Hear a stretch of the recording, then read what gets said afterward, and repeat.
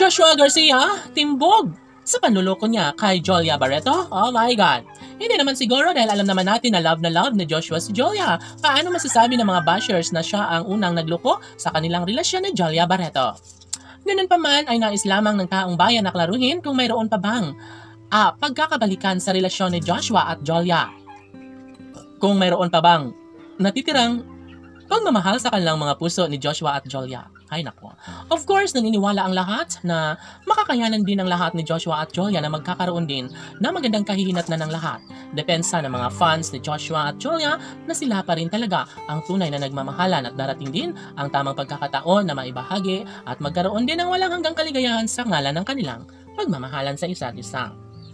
Of course, si Joshua Garcia ay alam naman natin na ganun ka-strong na hindi niya basta ganun-ganun na lang na ibigay ang kung anuman ang kanyang pagmamahal na nararamdaman para kay Jolia Barreto.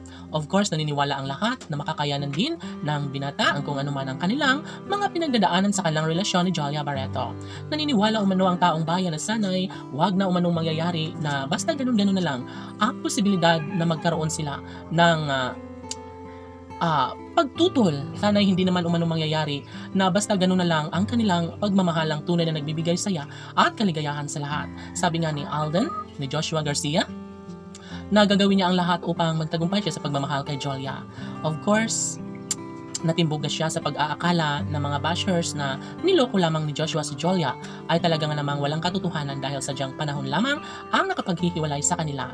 Nakatadhana naman na sila ay mawalay sa isa't isa ngayon, sinisikap at sinisigurado pa rin ni Joshua Garcia na mangingibabaw ang kanilang pagmamahalan sa isa't isa ni Jolia Barreto. Alam ng taong bayan na mahalaga sa buhay ni Joshua si Jolia at never umano na mangyayari na basta gano'n na lang ang magiging kahihinatnan sa kanilang pagmamahalan. Deserve nila ang lumigaya habang buhay, nararapat na magkaroon ng walang hanggang pagmamahalan sa buhay ni Joshua at Jolia.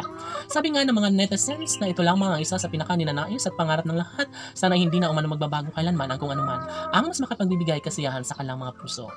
Never na mangyayari ang isa sa pinakahinihiling at pangarap ng lahat. Sana'y ito na ang isa sa pinakamasayang saysay sa relasyon ni Joshua. Ang tuluyang magkakabalikan muli sila ni Jolia Barreto. Yes, magiging masaya ang taong bayan, magiging makaguluhan na ang buhay ni Joshua Garcia, lalong-lalo na kapag may kasala siya sa pretty girl na si Jolia Barreto. Ay, sana nga sa mas lalong madaling panahon na mabigyang katuparan ng lahat sa kanilang pagmamahalan dahil wala na umanong mas nababagay pa sa pag-ibig ni Joshua kundi si Jolia Barreto lamang. Ito ang isa sa nais ng lahat na sana'y makayanan at mapagtagumpayan ni Joshua Garcia ang kung anuman ang kanilang mga problema sa kanilang relasyon.